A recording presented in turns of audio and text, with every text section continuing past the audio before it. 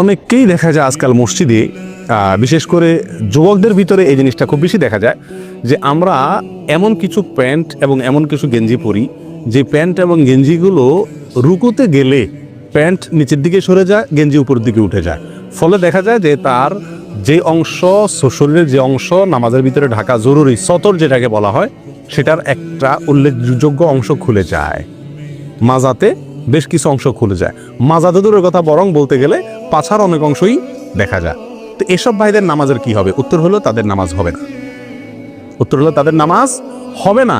আপনি যদি নামাজে দাঁড়ালেন, রুকুতে যান আর সিজদায় যান, এই সময় যদি আপনার প্যান্ট নিচের দিকে সরে যায় আর গেঞ্জি উপরের দিকে উঠে যায়, তাহলে সেক্ষেত্রে যদি আপনার সতরটা প্রদর্শিত হয়, দেখতে পায় মানুষ বা খুলে যায়, কেউ দেখুক আর না দেখুক, তাহলে আপনার নামাজ হবে না। কারণ নামাজের ভিতরে আপনার সতর ঢাকা ফরজ।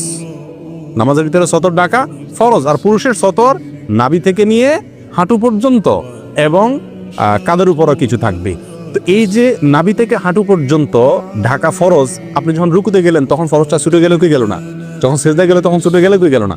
অনেক যুবক ভাইদের এই সমস্যাটা দেখা যায়। এরকম দেখা গেলে সেই যুবক ভাইদেরকে আমরা খুব সুন্দর করে বিনয়ের সাথে, নম্রতার সাথে, আদর করে বুঝাই দেব, ভাই বা বাবা, তোমার নামাজটা আবার করতে হবে, কারণ তোমার সতরের অংশ দেখা গেছে।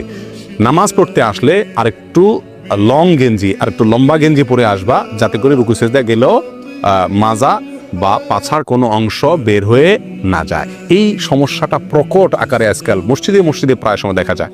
আমরা বেশি টেরি, বেশি আধুনিক সাজার জন্য প্যান্টগুলো এমন পরা পরি যে এগুলো নাভির নিচে ঝুলতে থাকে। পারলে পাছার কিছু অংশ দেখা গেলে বোধহয় আরো বেশি আধুনিক হয়। যত নিচে নামে তত বেশি আধুনিক। কি আশ্চর্য কথা! যত নিচে যায় তত বলে আধুনিক। মানুষ উপরে উঠলে আধুনিক হওয়ার কথা, এখন আজকাল হলো যত নিচে নামে তত আধুনিক।